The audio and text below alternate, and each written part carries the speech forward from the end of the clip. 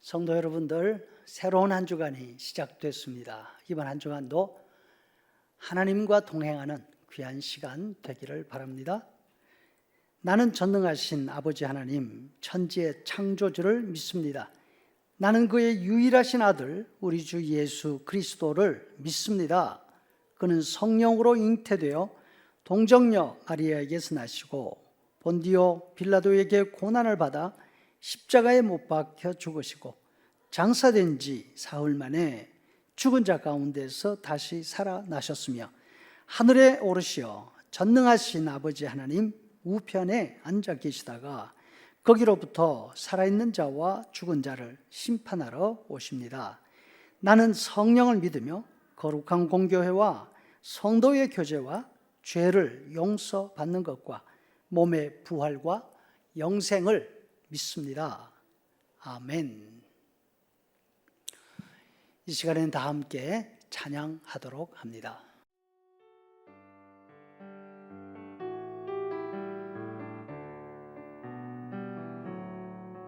주님 말씀하시면 내가 나가리라.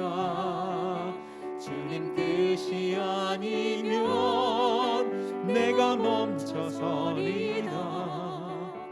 나의 가고 서는 곳 주님 뜻에 있으니 오 주님 나를 이끄소서.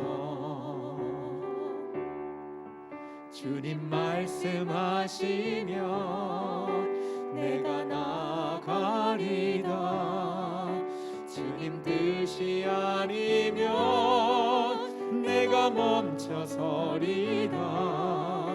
나의 가고 서는 곳 주님 뜻에 있으니 오 주님 나를 이끄소서. 뜻하신 그곳에 나 있기 원합니다. 이끄시는 대로 순종하며 살리니 연약한 내 영혼 통하여 일하소서. 주님 나라와 그 뜻을 위하여 뜻하신 그곳에 나 있기 원합니다. 이끄시는 대로 순종하며 살리니 연약한 내 영혼 통하여 일하소서. 주님 나라와 그 뜻을 위하여 오 주님 나를 이끄소서. 함께 읽을 하나님의 말씀 에베소서 5장 8절에서 11절 말씀입니다. 너희가 전에는 어두움이더니 이제는 주 안에서 빛이라. 빛의 자녀들처럼 행하라. 빛의 열매는 모든 착함과 의로움과 진실함에 있느니라. 주를 기쁘시게 할 것이 무엇인가 시험하여 보라. 너희는 열매 없는 어둠의 일에 참여하지 말고 도리어 책망하라. 성도 여러분, 예수님을 믿는 사람들은 착한 사람들입니다. 착하게 사는 사람들입니다. 맞지요? 이 말에 아멘 하시죠? 그런데 요즘 바깥 사람들이 교인들을 가리켜 하는 말이 예수쟁이들은 사리에 밝은 사람들이라고 합니다.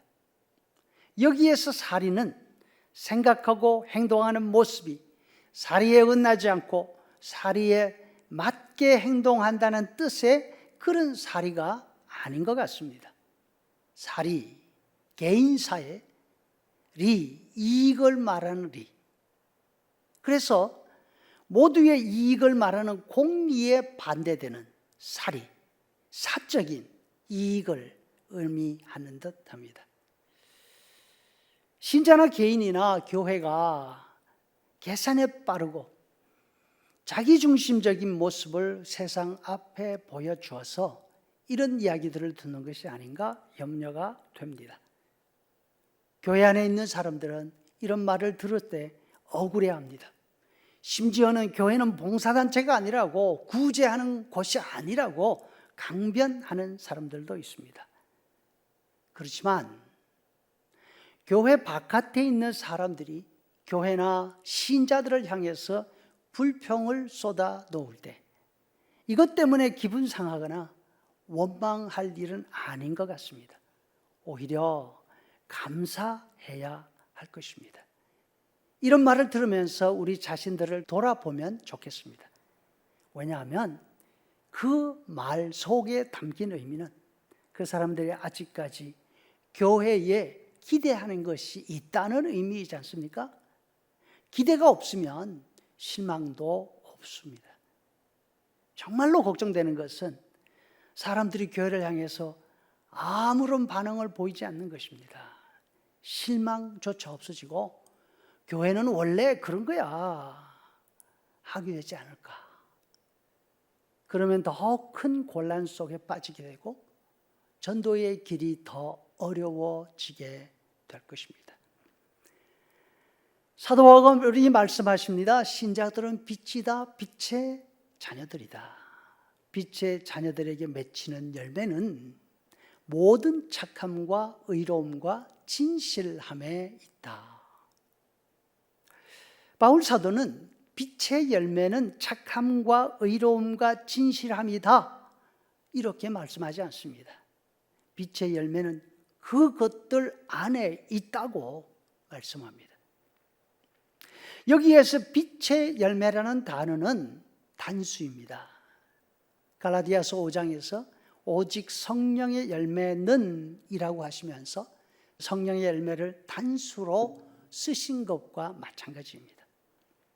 신자들이 살아가면서 맺는 성령의 열매는 한 가지라고, 그런데 그 한 가지가 만나는 사람에 따라, 상대하는 사람에 따라 그 열매의 모양과 맛이 다양하게 9가지로 나타난다는 것이죠. 이 세상에서 비친 성도들이 맺는 열매도 한 가지입니다.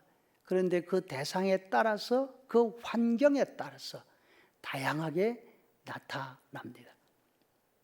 또 착함과 의로움과 진실함이라는 말 앞에 모든이라는 꾸밈새가 붙어 있습니다.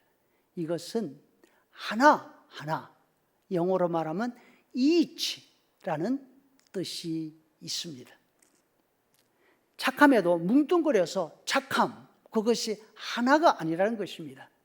착함에도 하나하나 다른 모습들의 착함이 있다는 것입니다. 의로움과 진실함에도 마찬가지죠.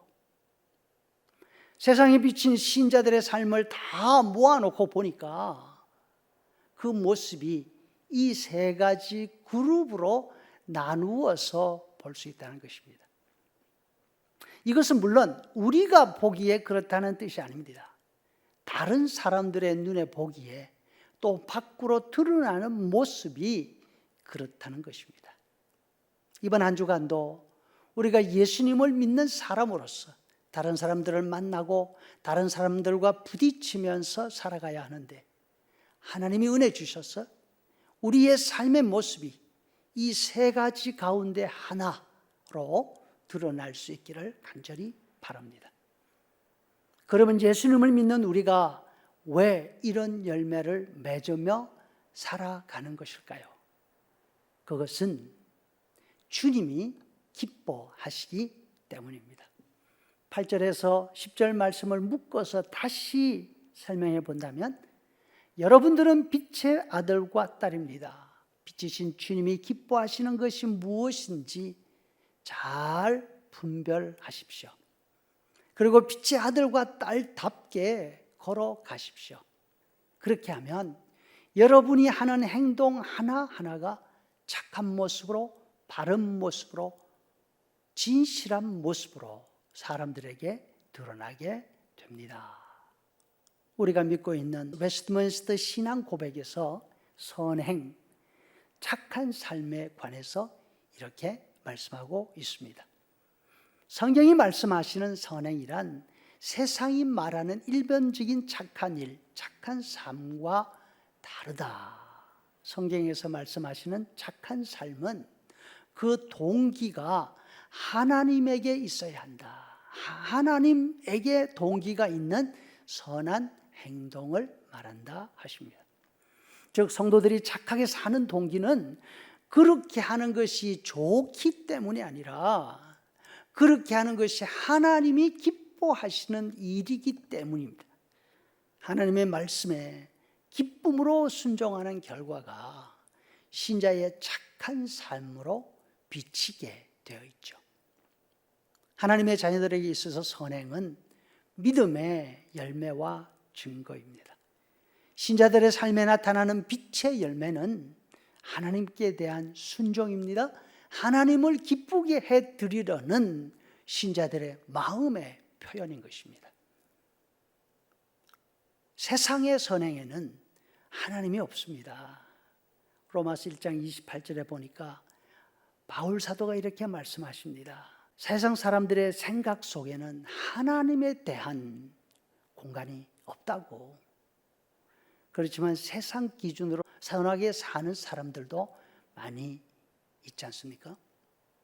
반면 신자들의 생각 속에는 언제나 하나님이 좋아하시는 것이 어떤 것일까 생각합니다.